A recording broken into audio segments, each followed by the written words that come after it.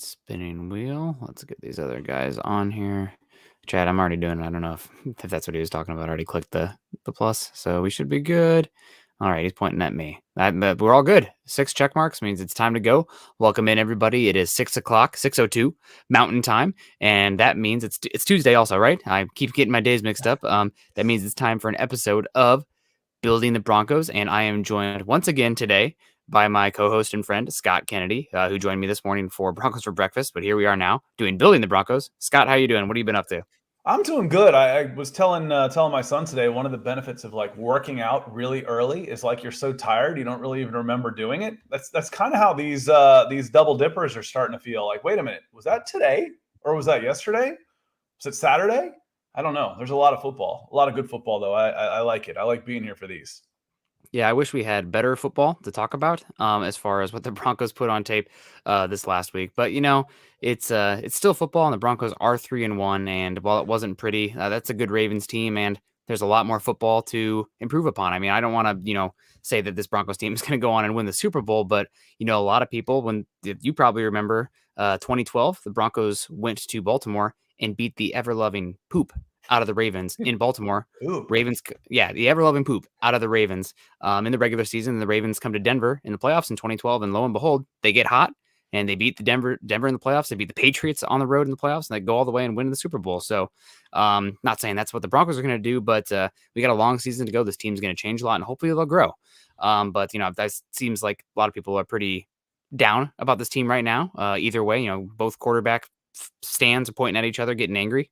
3-1 team, so I'm not too upset about it. The further we get away from it, the less emotional we have to be. But guys, before we get into this, obviously, this is Building the Broncos. We're going to be here every Tuesday night at 6 o'clock Mountain Time, like we were today. You can follow Scott and myself on Twitter, Scott at Scout Kennedy, and myself at Nick Kendell MHH. Also, make sure you're following us at BTB Football Pod and at Mile High Huddle. Make sure you also go to huddleuppod.com to get your swag on. I know that my hat and Broncos for Breakfast coffee mug is on the way, and I think Scott has some merch on the way also for that. And as you guys can see, I'm wearing the Building the Broncos hat right now. So make sure you get on the website, support us, and rock the gear because it helps us. That brand awareness is always key. Go to facebook.com/Mile High Huddle and facebook.com/Mile High Huddle Pod. Become a member and join the conversation there. If you're on YouTube today, please subscribe, like, and share. Our page, that helps us a heck of a lot. It costs you absolutely nothing, and it helps us compete with many other of those fine Broncos contributors out there. That good content, but we like to think we're number one.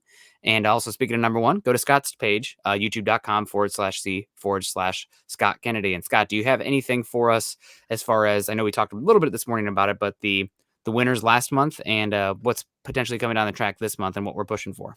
Yeah, last month we did the drawing on Monday, not after the gut reaction. The gut reaction was a little gut punch, unfortunately. So they waited until yesterday to do the drawings for the. I'm already getting them confused. It was Justin Simmons, right? Yes. Last week was Patrick Surtain this week. Yeah, the Justin Simmons jersey. Christie won it.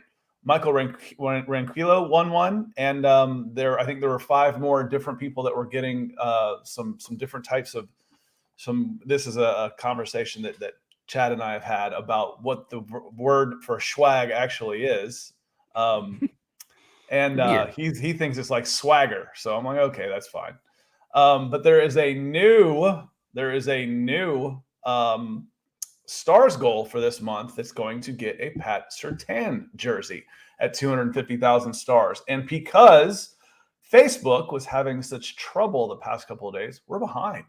We're definitely behind. So 2% through the first 4.5 days of the month definitely means we're behind. So I have confidence that this crew can get us back to goal for the month.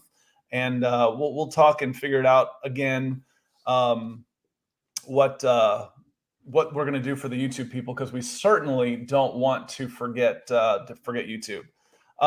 Ashton and I agree on swag, what swag actually means. It's stuff we all get. It's usually that type of stuff. But Chad likes to have the swag to it for a little swagger. So you definitely got your swagger going when you're going with the Broncos, Patrick Surtain, Justin Simmons, and Von Miller jerseys. So we appreciate you for sure.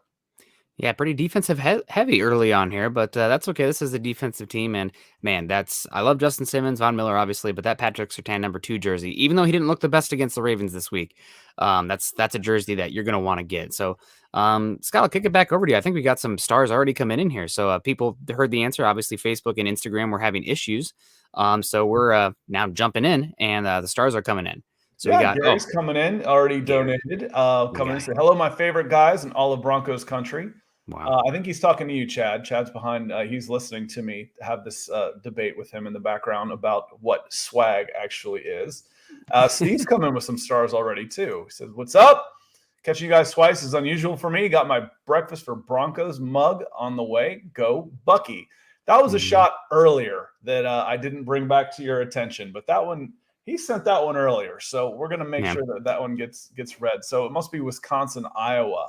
Yeah, Iowa this weekend. That's there's going to be some beers consumed, I would think, in between those two schools. Iowa's got Penn State this weekend, but Wisconsin will be later on in Camp Randall, so that'll be good. Obviously, Wisconsin's already got 3 L's on the table, but they've played some pretty good teams already too. It's either 2 or 3 L's, 3 L's. But I mean, Notre Dame, Penn State, and oh gosh, who's the other one they lost to? Either way, it'll be a good game later. It might be for the Big Ten West. We also got, speaking of stars, Peter Middleton coming over in Cambodia. He says, stars for you guys. Peter, thank you for joining us in the morning and evening, although it'd be evening and morning for you. But whatever the time it is, it's Broncos time for Peter, and we appreciate you joining us today and always being such a great contributor to the chat, as well as just, in general, being a positive influence in this community. Yeah, and then on the YouTube, let's not forget about YouTube. Dennis coming in. So I know this is Broncos podcast, but I have to say, how about them Hawks? I don't think you're going to get too many complaints from at least one of the hosts talking about the Hawks. I'm actually going to give the NBA a try for the first time in a decade and a half. Good young team with the Atlanta Hawks. I haven't watched the NBA more than a game or two in 15 years. And I grew up diehard NBA. I don't know anything from the last 15 years. We can talk 80s and 90s NBA all you want to, but I don't know much of anything except that all anybody ever talks about is who's the greatest this or who's the greatest that. And so it's like I couldn't even tell you who wins the games. Does it? That doesn't even seem to matter anymore. Yep, absolutely. Unless you're a Bucks fan, I do know that one because that's pretty special. Milwaukee Bucks pulling that off. That's kind of cool. Yeah, no, absolutely. Also, Jay Kozad's in the house. Good to see you, Jay. Ashton's in the house. Nick and Scott are the actual truth. I don't know about the actual truth, but we do what we can to disseminate what we're seeing. Obviously, Ernie Mays is in the house too. Good afternoon to you, Ernie. It's great to see you. Gustavo's in the house. Avery Williamson to the practice squad. Let's jump on this here real quick because we have the Williamson news that just came down the wire. I think it was Ryan O'Callahan. That was it was. I'm not sure who broke it first. I think Albright confirmed it, but we obviously Broncos signed Avery Williamson and Josh Malone. I didn't see Josh Malone, wide receiver from Tennessee, a very high recruit to the practice squad. Josh Malone's a big body, kind of like an ex receiver as well, but another guy been around a while, hasn't he? He has been around a while. Didn't have good quarterback there, and the Broncos also released cornerback Ferris, and Kreider to make room. So it's the kind of that back end of the roster practice squad stuff where you're going to see guys shuffling in and out. Maybe somebody catches on. But we just brought in Kreider and now he's gone. So we'll see. But Williamson. This one feels a little different than just the back end of the practice squad for me, though. I mean, this guy's 100 tackles a year machine. Avery Williamson. He's had 100 tackles 5 of the last 6 years, including last year across 2 teams with the Jets and the Steelers. Had 111, almost 60 with each. 120 tackles the year before. He was actually out 19, so that might be part of it. So 120 tackles in 2018, 92 in 17, 104 in 16. So I always look to see when these guys are getting signed and they're veterans, what did they do in the previous year? And he was still a 111 tackle guy last year. You should have over 100 tackles, but that means you've got a guy that was starting last year. So that's some good quality depth, and it wouldn't surprise me to see him on the active roster before too long. Once they, kick the tires a little bit more and make sure that he's still healthy. But I doubt they would have signed him if he didn't pass his medicals. So get a better idea of where he fits in, but it wouldn't totally surprise me to see him on the active roster. Nah, me neither. Avery Williamson, solid player, University of Kentucky linebacker there. Had some good years there playing for the Wildcats and for the Jets for a while as well. Liked him a good bit coming out in the draft. I think that this Williamson signing, he's probably not going to overtake Justin Strnad or Alexander Johnson, but that Micah Kaiser spot where he's the back end, that next guy up, God willing, there's not another injury. This is a Micah Kaiser, Avery Williamson, I think, battle here for that next linebacker on the field. And I think this also speaks to Baron Browning not being exactly where they want him to be, whether that be physically because he had injuries all throughout camp, or mentally, again, because of the injuries all throughout camp and kind of learning the off-ball position as well as the edge. But it's a good spot. Hopefully this will also bring some special teams to them as well, because those pack-in linebackers have to play special teams. And also the linebacker the Broncos traded for, whose name is escaping me right now, from the 49ers, is another special teams guy that got dinged up here recently. So Broncos got some injuries. Obviously, everybody knows that. But the Williamson signing, he does have a bit more prestige and profile than your typical practice squad signing. That's a veteran signing it's definitely a depth and not a development signing. He's been in the league for several years already. Maybe we have to use him, maybe we don't. That's kind of the thought of. But again, you've got a good, solid pro to plug in, and not oh my God, we got to do something with this rookie. Where you're scared to death to throw him in there. He can go in there and get a job done. Yep, absolutely. DBA's in the house. What's up, guys? Missed you all this morning. We missed you too, DBA. Missed you too. We'll see you Thursday. Travis Tarbox, also a Hawkeye supporter in here. Evening, fellas. I was at the game on Sunday. Seemed like they just quit on the game. I think the Broncos got a little bit shell-shocked in this game. I think that they maybe a little bit of PTSD as well. The Broncos offense went into a shell after that. They were not moving the ball very well, especially after that Albert Okwuegbunam drop. That would have been maybe tide changing. I mean, you talk about a completely different game if you're up 7-0 on the first drive potentially. So it's unfortunate. It also seemed like from even Pat Shurmur down to the offensive guys around him, the air was taken out of the stadium a little bit when it was found out that Teddy Bridgewater did have the concussion and Drew Lock was coming in. Now, is that about Drew? Is that about Teddy? Those guys probably wouldn't tell you unless it was an off-the-record conversation, or if it's even conscious versus subconscious. But it did seem like they were a little bit deflated in this game and brought back down to reality from that 3-0 start. But it's just one game. This is some adversity. Every team's going to have adversity this year. There's only one remaining undefeated team, the Arizona Cardinals. And guess what? I would put good money on they're not going to finish the year undefeated. So it's what do you do now? Whoa, that's your headline. Question. There's your headline. Nick says Cardinals won't go undefeated. Except the St. Louis Cardinals in the playoffs. But other than that, they might. Jesus. They're hot, but they got the Dodgers. So wouldn't mind seeing the Yankees get bounced tonight, though. I'll tell you that much. That would be great. You know what's great? Also bouncing in here, Naj coming in, the $20 over on YouTube, $19.99 to be exact. Naj, thank you so much. I love that orange. It really pops. Hey, bros, so tired of Fangio comfortably calling out players for poor play, yet being so disinterested in offense and special teams. He never holds the offensive coordinator or special teams coach accountable for poor game planning. It's like he's not a true head coach. I will say that it's pretty hard for me to get too on him about this, because if I was the coach or the owner or general manager or whatever, I wouldn't want Vic Fangio going to the press conference and just blasting these guys. It's stuff that needs to be happening in the meeting rooms. Otherwise, I personally, if somebody did that to me, they were just going out and airing their dirty laundry. I would have issue with that. And Nick, in that case, then it's the first part of the statement that bothers you. You don't want him comfortably calling out players necessarily either. It's okay, say, hey, he probably thinks he should have had that ball. He probably thinks he can do better. He knows that. We know that. And he's going to do better. That's okay. But, being a grouchy old man, if you're successful, then you're Bill Belichick. The press will call you colorful. They'll call you interesting, and they'll, old school, and use all kinds of nice things. But, he's coming off as insecure and petty right now. And that's not a good look. I think he's coming out deflective as well. This was a bad game plan. It didn't work out. The offensive line was getting absolutely obliterated, and they went away from the run game when that was working. And obviously the communication against the blitzes was not working. And there's a lot of coaching issues. Also, there was just simple execution issues as well. But I prefer it. It's like, not to go back to college football, but like Scott Frost for the Nebraska Cornhuskers drives me absolutely insane, because he's always pointing the fingers at his other coaches, at his players, et cetera, et cetera.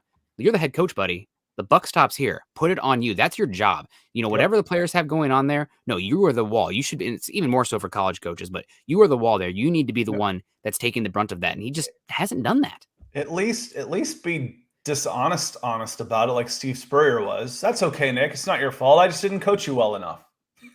Yeah. It's not your fault that you let that guy get behind you. I didn't do a good enough job coaching you up. Yep. Thanks, coach. I feel much better now. Yeah.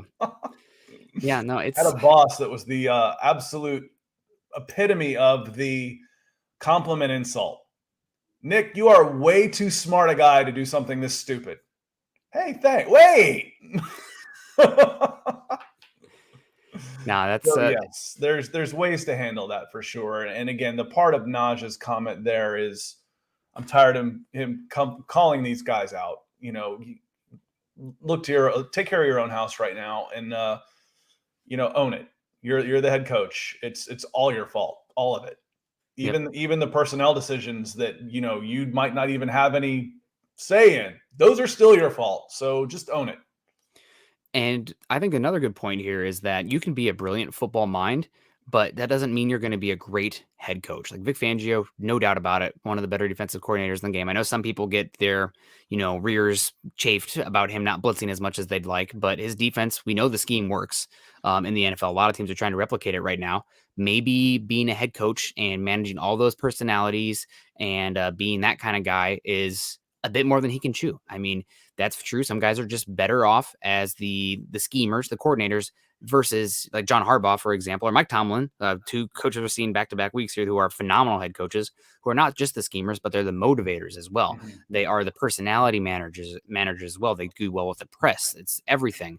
And that's not just Vic Fangio. You see it with Urban Meyer too, right? College to NFL, totally different. So we've had this discussion before about the different skill sets it takes, and I usually pour it into the coach. And it seems like this has almost gone away. This was a big thing in the 80s and 90s when the coaches like to think of themselves as general managers too, and they would try and entice players. Franchise would try and entice guys, and you saw it in Denver as good of an example as anybody. I thought Dan Reeves was a fantastic head coach, but he didn't just want to be a head coach. He wanted to be the coach and general manager.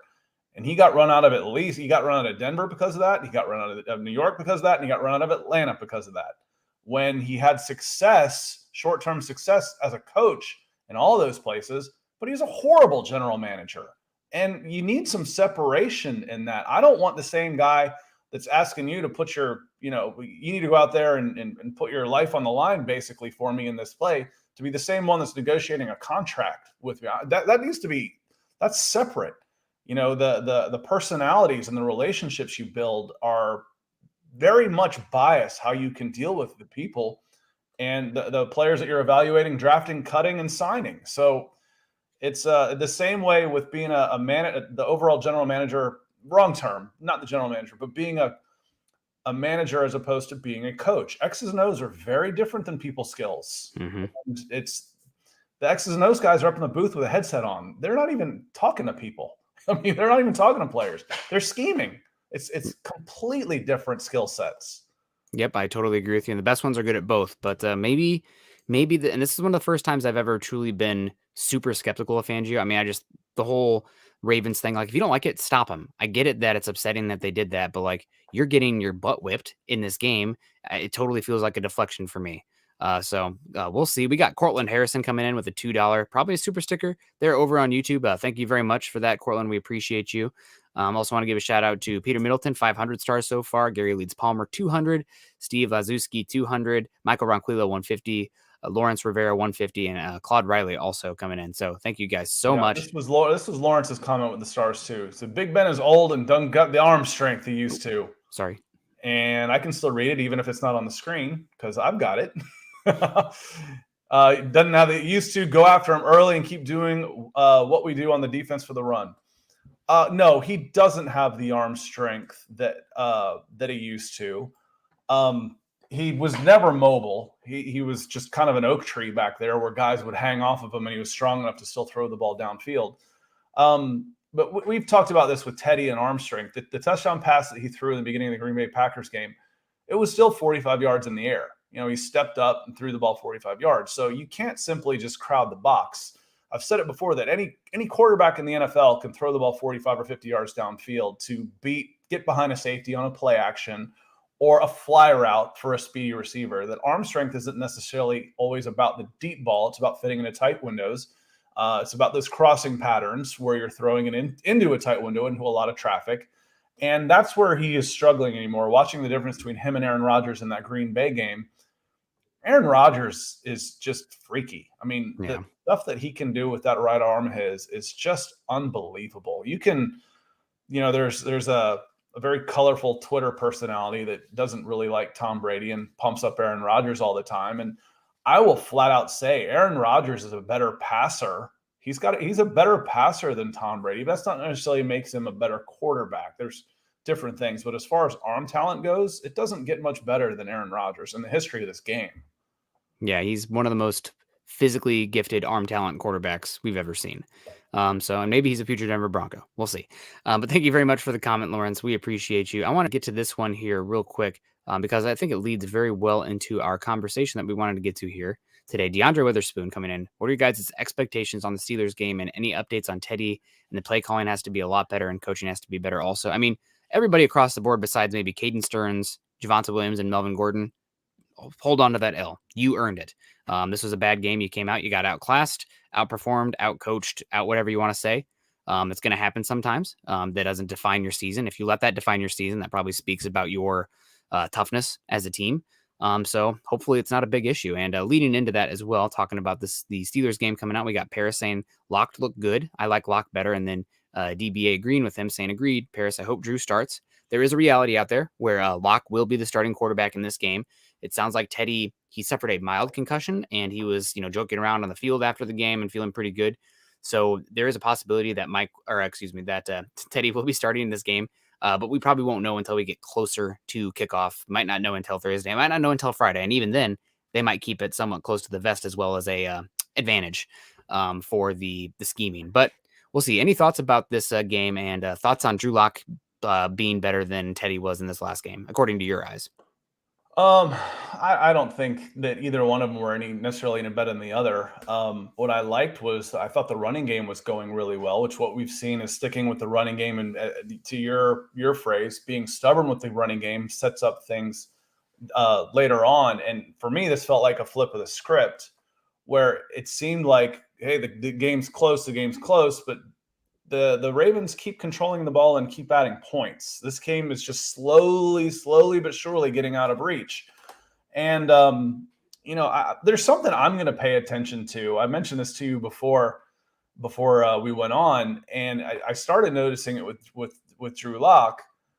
Do they not use cadences anymore anywhere? Because Drew Lock went on one. His snap count was on one every single snap, every single one. There was no getting the pass rush and trying to disrupt their timing. So I went back and watched Teddy. Every single one, every single snap was on one. It was either hut or set hut or down set hut, but it was on one every time. So I went and plugged in the Falcons game. I was like, now this is going to bother me. Now it's like that itch in the back of your mind that I can't scratch.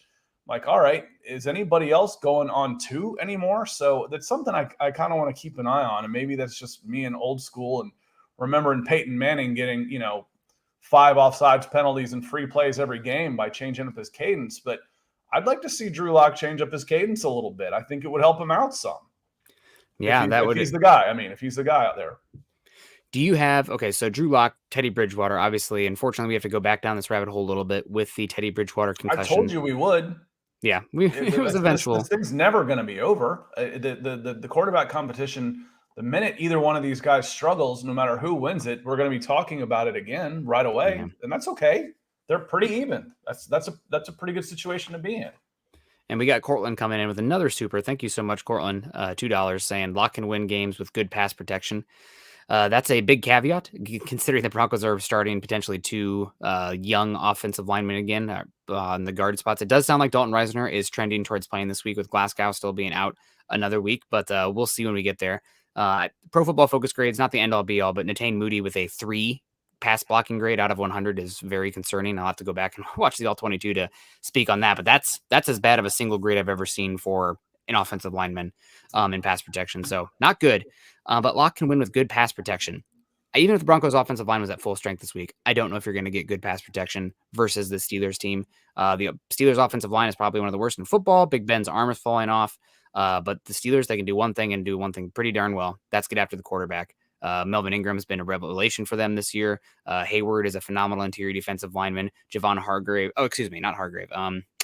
Their other defensive tackle. Name's escaping me. And obviously, TJ was Watt. fairly impressed with Chris Wormley, and he hasn't done much. And, just watch. I like the way he disengaged with guys and was using his hands.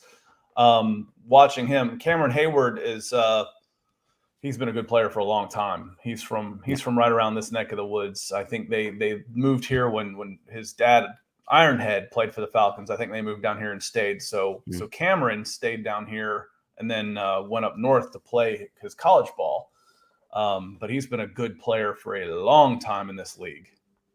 Yeah, he's phenomenal. And TJ Watt is right up there as one of the best pass rushers in football right now. So either way, it's going to be an issue. And I do want the Broncos to be, once again, stubborn with the run. They got away from it this week. If you pressed Shermer on this right now, I think he would say that, yeah, looking back at it, I just was calling it based on game flow, blah, blah, blah.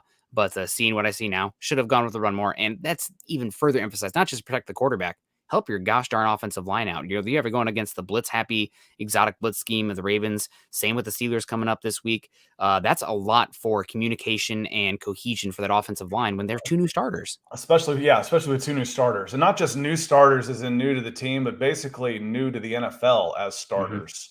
And we know when you think of Muti, what are the superlatives you use to describe him? Strength is usually the first one. Strength, run game. Okay, that makes sense. Miners coming from Wisconsin, UW Whitewater. Fix that one. That was from the other night. Calling it Wisconsin Whitewater is a lot like calling UCF Central Florida. They don't like that. That's a location, not a school. So UW Whitewater, and Miners is a people mover. What have I said about him since the first second I saw him in January at the Senior Bowl? This guy will move the person in front of you. And how many times did you really run the ball? I remember, I think it was the first play of the second half. And then I remember a 3rd and 3 when you were down 16 points with 3 minutes to go to try and pick up a quick first down. And there might have been one more or two more in between there, but you didn't run the ball at all. And you weren't out of this game until the very last few minutes of the fourth quarter. There was a lot that was disappointing in that game against the Ravens for sure. Yeah, and I think the Broncos, if they matched up against the Ravens again, it's going to be a different game plan. I think it would be closer. This is one where it just kind of got away from you, and your quarterback was playing poorly, your offensive line was playing poorly, and you started to get in your head. So hopefully this team can show that they have better leadership than they have in years past, and they can move forward against another good team because, we said the season started with last week's game. Now you're 0-1, but you luckily did have that 3-game head start with those other teams. So season's far from lost. But that should be a wake-up call, okay, well, we were feeling pretty good at 3-0, but this is real. And if we lose this game against the Steelers, we're suddenly looking at 3-2 with a chance to go to 500 playing the also equally dangerous Raiders. So pretty tough. We got Semisi Moody coming in here saying love and support. Coming in, making we're making up on some lost ground is what Semisi Moody has done. With I mentioned at the top of the show, we were only 2% towards Stars goal. That's a big bump. That's putting a little gas on the fire to get it going. So we certainly appreciate everything that you've done for us. I think you had the second most in the hat yesterday for the drawing, and this will vault you back up to the top.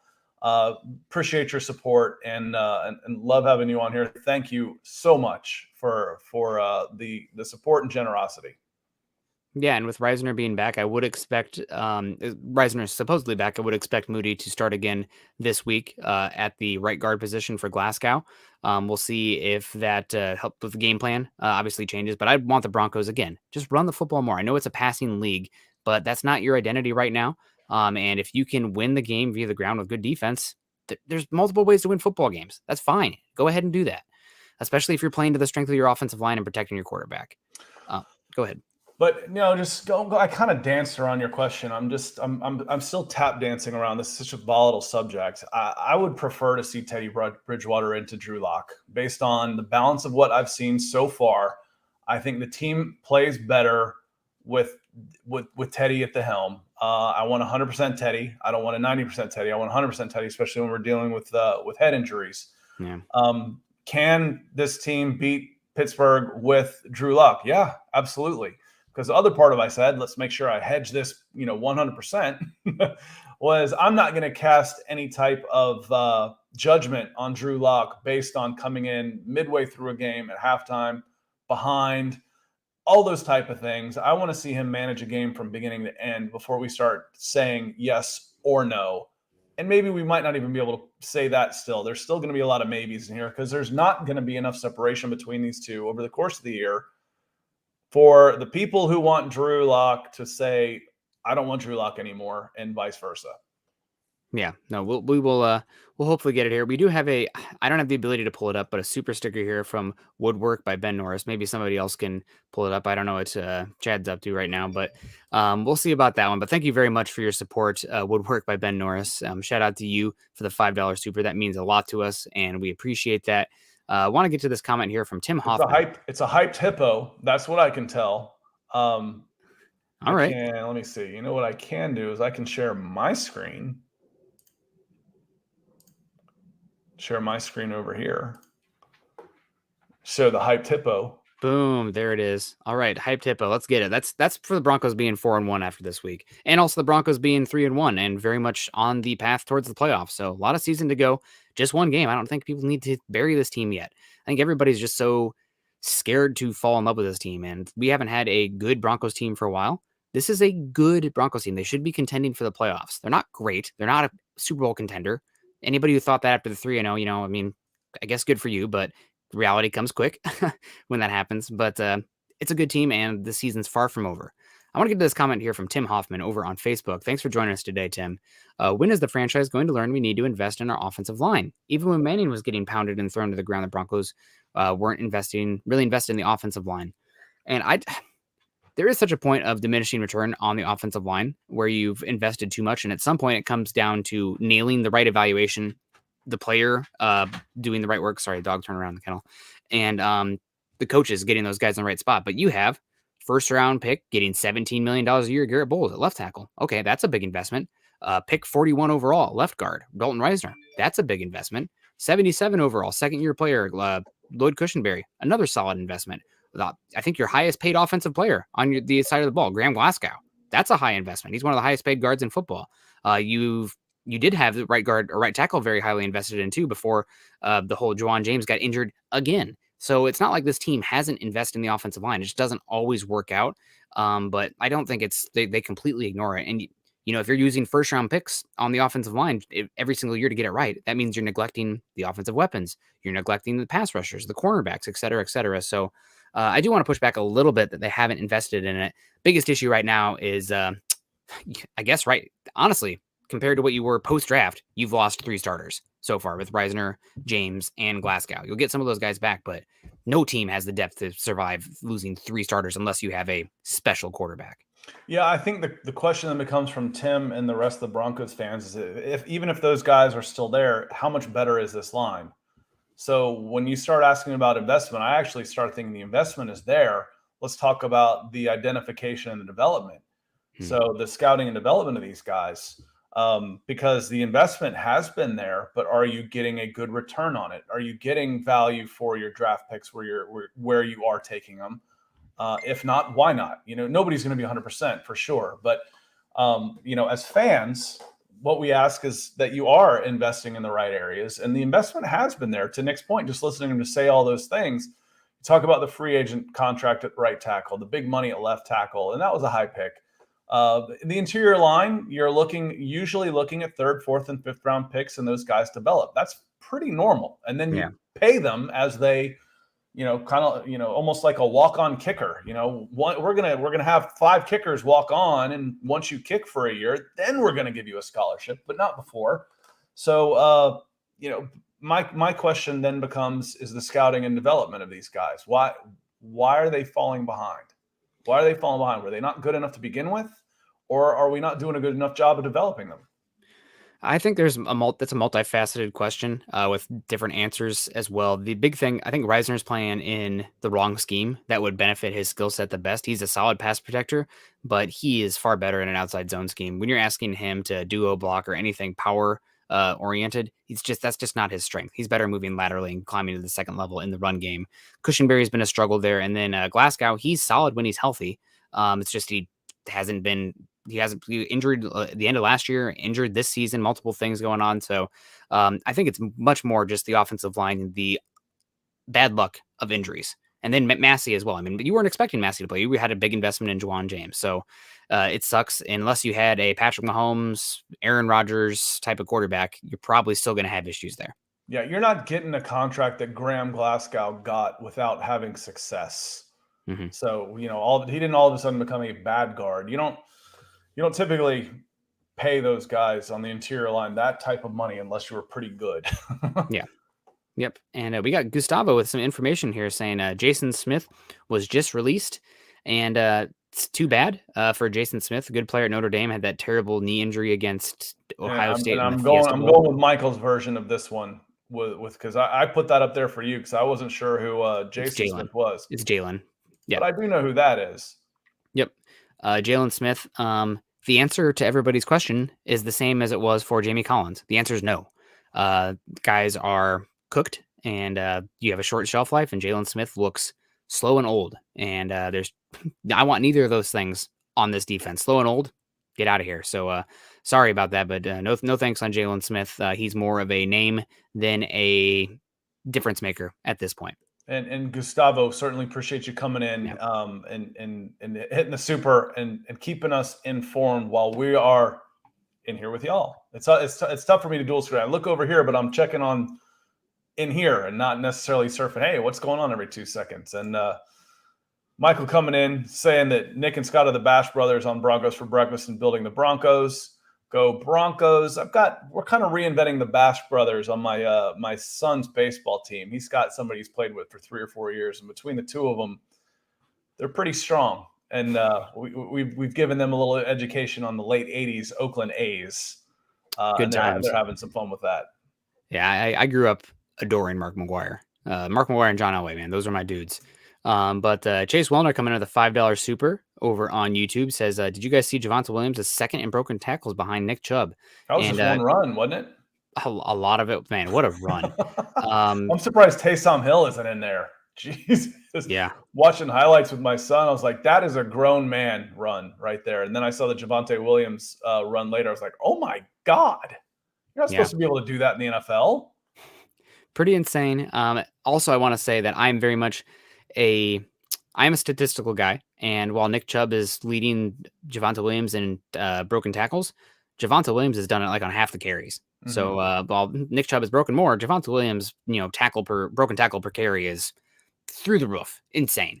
So it's a tough situation for the Broncos. Oh, we have too many good backs because Melvin Gordon's playing great football too.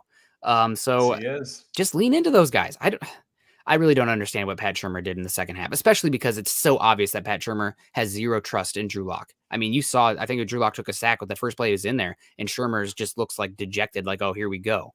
Yeah. So if you don't trust him, try to do by dropping him back and passing on every play. You're like, I'm going to prove a point. It's strange. Yeah, it really is. It's strange. It's like, oh, we know we can't run. We can't win. It's almost like they flipped the script on them, honestly. Like, you don't think that he was a good enough passer, or ball control, so you're going to pass him every play? Run him with the Teddy Bridgewater playbook. Let him play underneath. Run the ball. Run play action. Do all those things to protect a quarterback. Instead, you drop him back in a 5-step shotgun every time and throw the ball the whole time. How could that go wrong?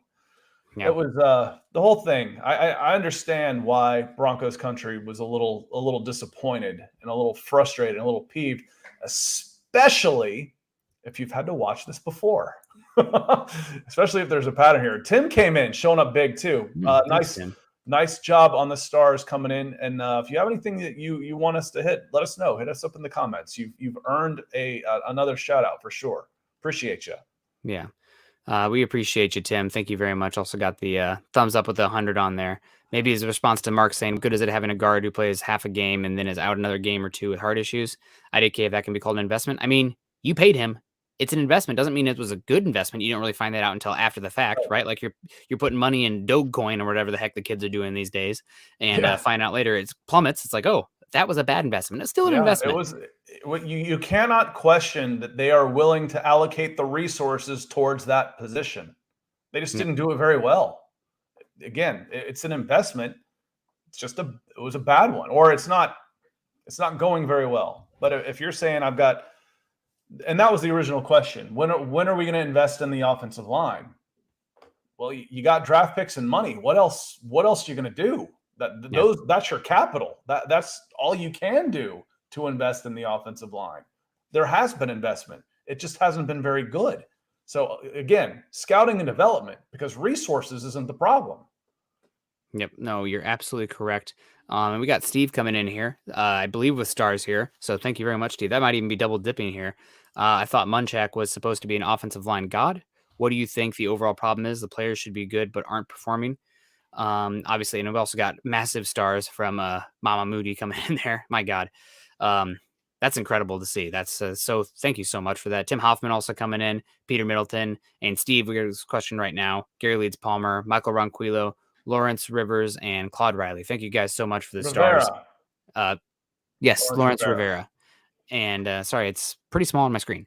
But thank you so much, guys. My head goes from side to side because I've got like 40 inches of screens up here. So at least, so that's why I'm not just glancing around. My whole side, if I get one over here, I'll have 180 degrees of screens here.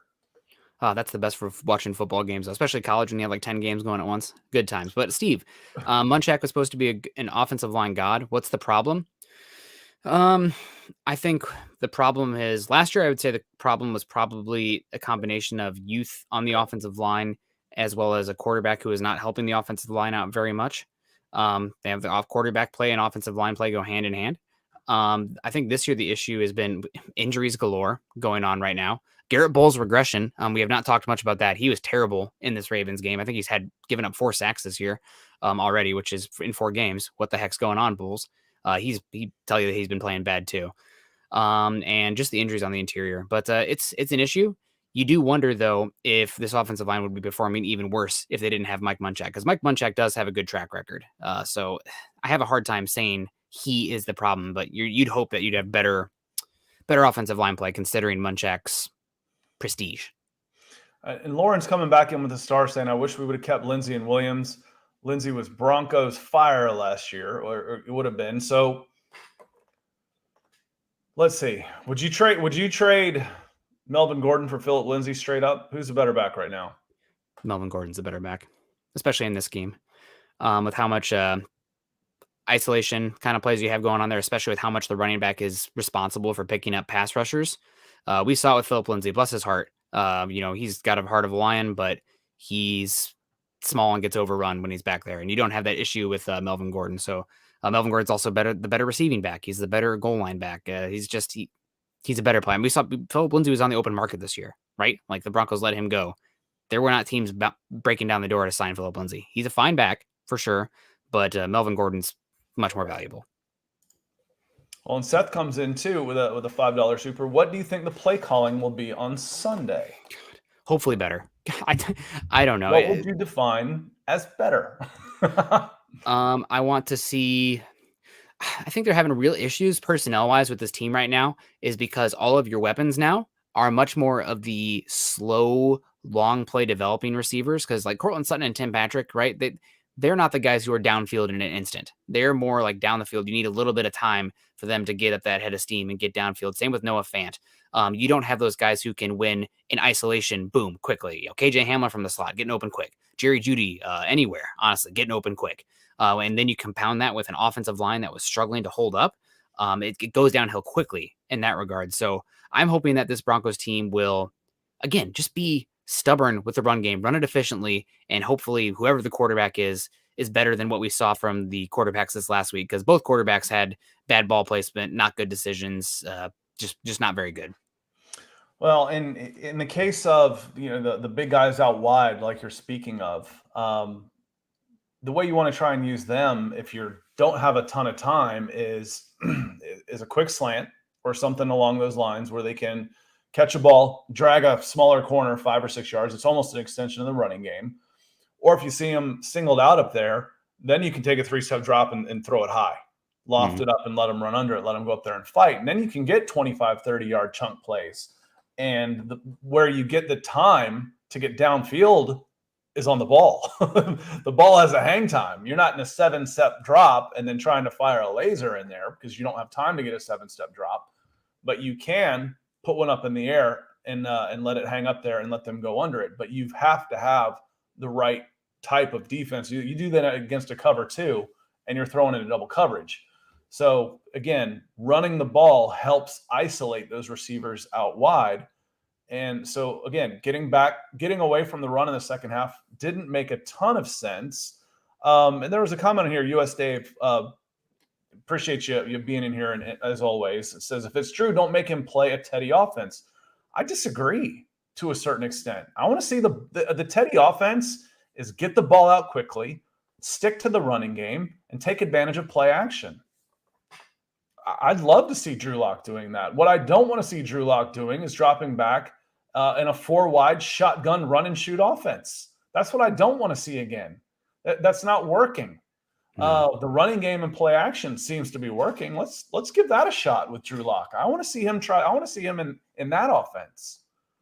Yeah, and the thing for me with the Steelers game, I have zero respect for, Roethlisberger, but that goes beyond football. But his arm right now, don't respect that. Don't respect their offensive line either. So the way I look at this game is your quarterback probably is not going to win you this game, but your quarterback certainly can lose you this game because the Steelers have a great defense, and your defense should do enough to hold the Steelers defense at bay.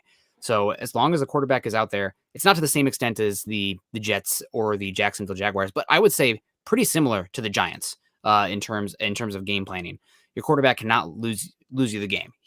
I'm not asking him to go win there, but if he loses you the game, that's on him and that's on the coaching staff. You just need to take the ball almost out of his hands to a certain extent, either Teddy Bridgewater or Drew Lock, and put it on the weapons around them and just executing the layups. This is a boring team in that regard for this game plan. At least it would be for me. But I'm looking to, draw walks, work the pitch count, get on base, maybe hit a couple opposite fielders, and get guys on base. Just keep moving it. We don't have to be swinging for the fences on every one. There's not a whole lot boring to me about watching big guys running over smaller guys. So I like the running game. I like the tight ends. I like big wide receivers. You got all of them. Let's put them to some good use. And Chase Welder comes in with a $2 super and says, are you encouraged by Quinn Miners long term?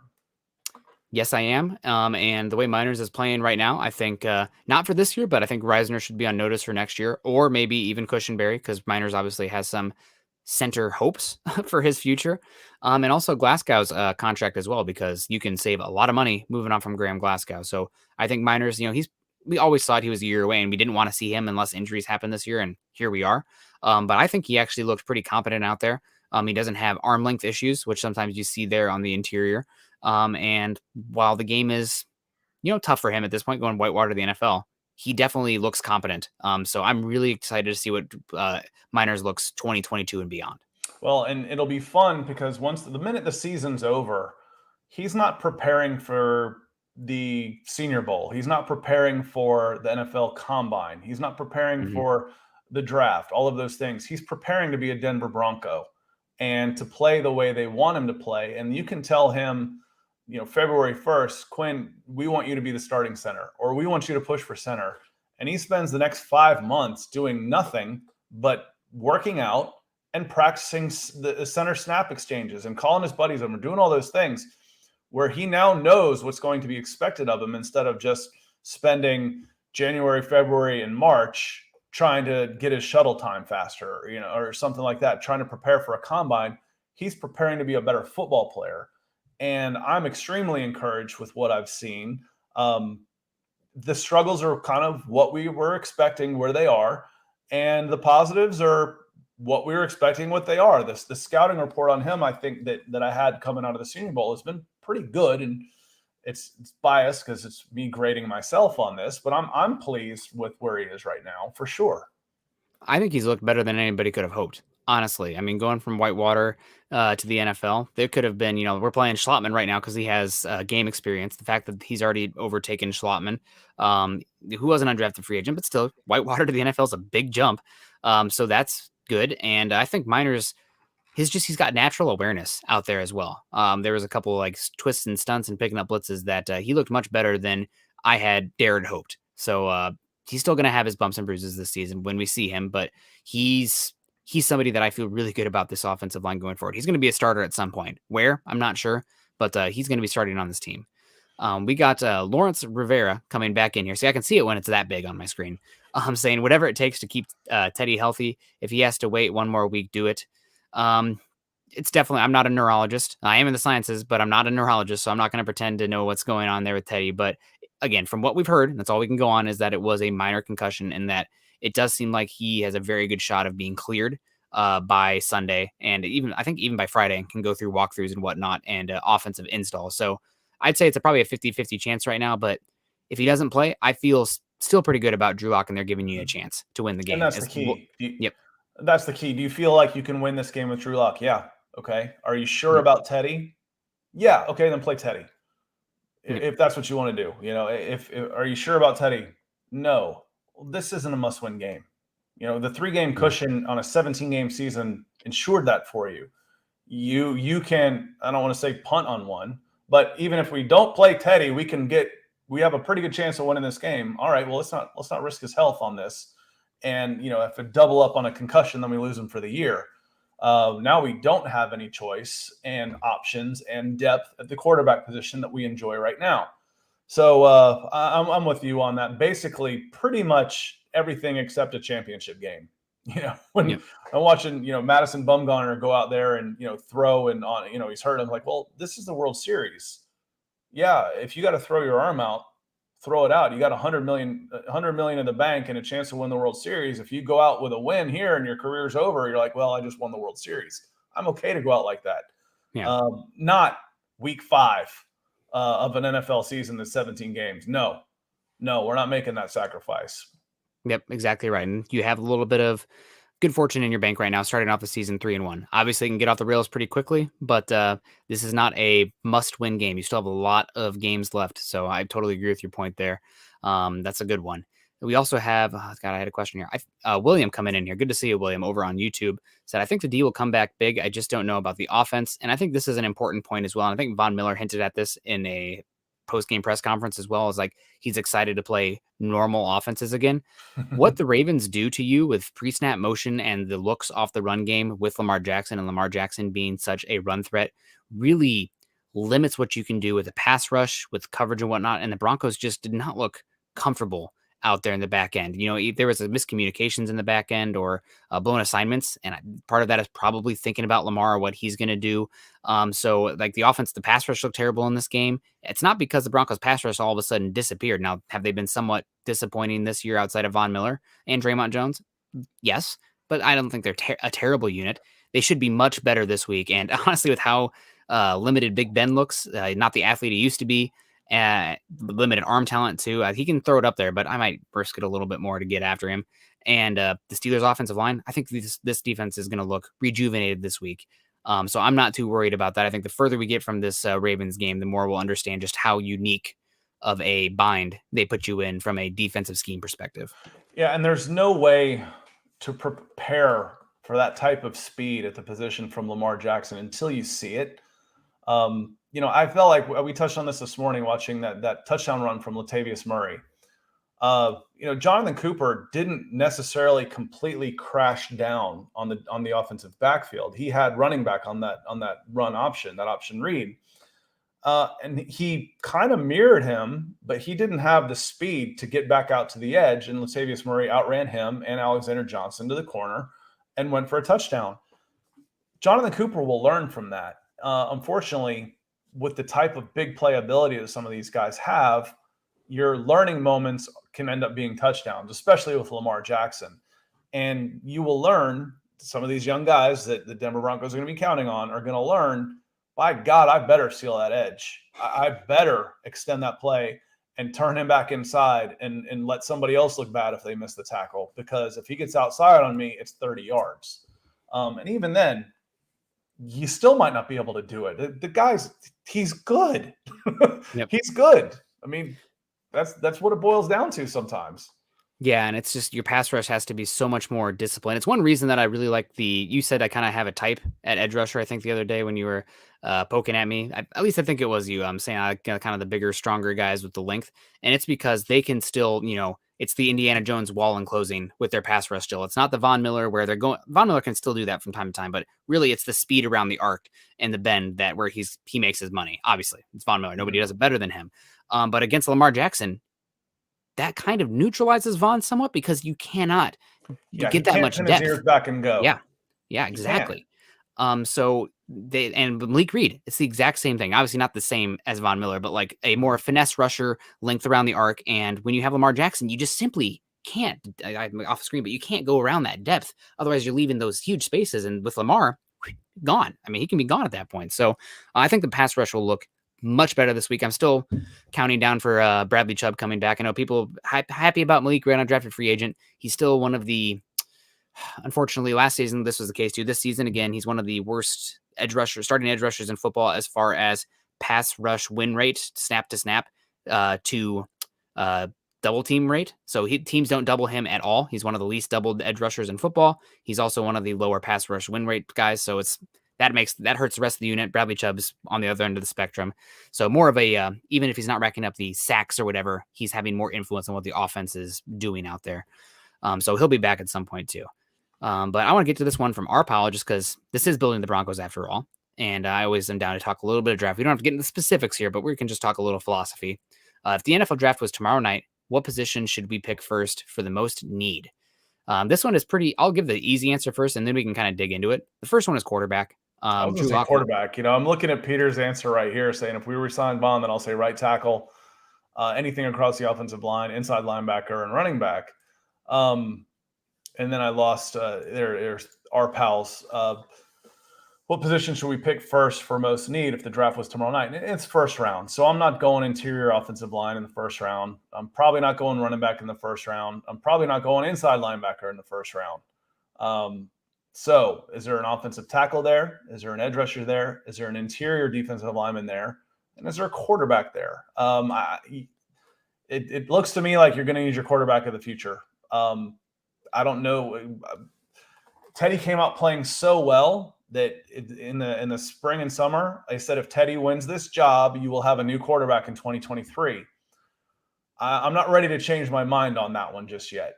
You can get a guy, you can re-sign Teddy to a 1-year deal, get him a 1-year extension and draft your guy this year, have him play behind Teddy for a year. And then he plays with some experience. Then he's ready to go in 2023. While you still have a window to make a run of the playoffs and it's not a total rebuild. And plus you'd be getting him late enough that he's not eating up a significant amount of cap space, that he's cost controlled for a little while. But my first thought on that, Nick, was the same as yours, was quarterback. Yeah, I'm a simple man with simple principles. And one of them is if you don't know you have your franchise quarterback, that's the first question. That's the first thing you have to look for. And right now, Drew Lock losing out to Teddy Bridgewater, year three in the NFL, second round pick. Also, the data that we have gathered on so far, there's no way anybody knows that Drew Lock is a franchise quarterback, right? If he was a franchise quarterback, he'd be out there, going up. People would be comparing him to Justin Herbert right now, who's setting the NFL ablaze. That's not the case. So the first thing is quarterback. Maybe this is the wrong year to go after quarterback. I'm not super impressed with the talent. Granted, I know this year's quarterback rookie crop has not looked as good so far, although better this week. So we'll judge them at the end of the season. But first question's quarterback. You mean they've gotten better after 4 games? That's hard to believe. You're freezing up a little bit. Your audio is going okay, but you are freezing up just a little bit. And it's, of course, always in some of the most, compromising looks and, type of things. That's actually a pretty good one that you froze up on that one. So, wanted to hit, got another stars comment from Travis saying, bumps and bruises. I know it's just 1 game, but if and when Teddy gets hurt and Locke has to play, don't quit. Give him the same response if it was Teddy. It just seems like the team quit. Some of emotions are, you can't help but the way you feel. You just can't. And there was a letdown. There was a disappointment. I couldn't see it. So I'm just going on what you've been told. I watched this one on a condensed version and it was quick, quick plays. And I couldn't see anything of that. I only saw what happened on the field. So I have to take your word for it. And, I think there's, especially with a head injury, there's some disappointment that Teddy went out. That's only natural. But these guys are professionals, and there's a next man up type of philosophy, and I hope they rally around whoever is the quarterback this week. Yeah, no, I agree with you. Hopefully they do that. Hopefully I'm not too frozen here. But philosophy, back to the draft question here. Edge rusher, offensive tackle, cornerback. Again, you have 2 starters that are going to be free agents next year, and wide receiver may be a dark horse as well. Just given the contracts right now, KJ Hamler's injury, you need 3 good wide receivers, and you might only have 2 next year. So, and this will probably be the last one for the night as Lawrence comes in and says, last one from him tonight too. I was going to ask, do you think the Broncos find more hidden talents than they actually draft in first rounds? I'm not sure I understand the question. I think he's asking that the Broncos do better later in the draft than the first round picks they're supposed to hit. So I'd say the Broncos actually do a pretty good job with the later rounds compared to the rest of the NFL. Their free agent signings as of late have been probably below average compared to the rest of the NFL. So I think that's where they're falling behind somewhat. And also some of those midday picks, not as much, but the undrafted late picks have been pretty good as of late. But I'd have to look at the data from across the league to really get an idea. I think it's a numbers game too. When I was in charge of ranking people, there's like, does it bother you miss or what's something like this? I'm like, dude, half the first round goes bust. And this is the biggest, most expensive, well-funded league in the world, with people that are watching one guy, 30 guys, they go bust. Of course, I don't expect to hit on all of them. So for me, the numbers game is actually, if I give you 1 first round pick and I get to pick 6 guys in the next 6 rounds, I like my chances that I'm going to find a player that's as good as yours if you give me 5 misses and 1 hit. So a lot of it, I think, is just perception as well. You should be able to get a guy that outperforms later in the draft. It just isn't going to be all of them. You might get one of those guys that ends up playing to the talent of a first rounder as he develops, and these are human beings. They're not computer programs. Yep, 100%. Well, speaking of human beings, this human being has to start getting on dinner to fuel himself up. So we're going to get on out of here. Appreciate you guys so much. Hopefully I'm not still freezing up, but we'll get through it. But appreciate everyone for joining us today. This is obviously Building the Broncos every Tuesday night at 6:00 Mountain Time. You guys can follow us. Do you want to say, I've got my daughter sitting here looking at me right now. She's coming down to say good night. Do you want to say good night to everybody? Because I'm actually on this time. Okay. You want to say goodnight? No. Okay. Okay. I should have brought the dog up. I had a choice to put him in a Broncos scarf today, but he has like a cute plaid one on right now. Also, everybody RIP to Summit. Not RIP, but he's getting his manhood taken away tomorrow. So thoughts and prayers for him getting the snip. But shout out to everybody coming in here. Also, Moody, Hoffman, Rivera, Middleton, Lazewski coming in with the stars. Especially shout out to Moody there with the 10,000 stars. Man, that's that heck of a lot. And I know we have some on the right as well. If we can get to those, if you can scroll over, it looks like we got Andrew Baker, Gary Leeds Palmer, Michael Ronquillo, Travis Weber, and Claude Riley. So thank you guys so much for contributing today. That means a lot to us. Follow Scott and myself on Twitter, Scott at Scout Kennedy, and myself at Kendell and MHH. Also follow us at BTB Football Pod and at Mile High Huddle. Oops, sorry about that. Facebook.com. No, one more time because I like that comment. It was funny. Okay, good night to Scott. Good night to Scott and his family. That's you. She's still standing here waiting to say good night. Wait, there she is. Yes. All right. I got her a sweatshirt that matches the sky of Broncos country out there. So say good night. Say good night, and then go back upstairs. Good night. Good night. And then Chad left as well because we got things to do. Make sure you join us at facebook.com. Oh, Seth coming back in here, $20. Thank you so much, Seth, for coming in under the gun. Love that orange coming in. It's always great to see. thank you. I think that's your second time today also, so that means a lot to us. Make sure you guys are following us on Facebook, like, subscribe, and share to us on YouTube as well. Make sure you go to Scott's channel, youtube.com/C/Scott Kennedy. And you guys, thank you so much for the conversation today. I know that Broncos country has been in a little bit of despair recently with the quarterback stuff being drugged back up and the Broncos losing to the Ravens. That stuff can make social media, especially when it's like capturing everybody's peak emotion at that exact moment, it can make it pretty tough to get through. But I thought the comment section of the community has been pretty good the last 2 days, and we can be critical without getting upset. It's therapeutic. We're reaching the acceptance stage. And in this case, let's finish and let's get a little angry and take it out on the Steelers. Absolutely. Let's get healthy too. But everyone, speaking of healthy, everyone stay safe. We love you all. It looks like I'm like a anime dub right now. So we're going to get on out of here. Love you all. We'll see you next time. And go Broncos.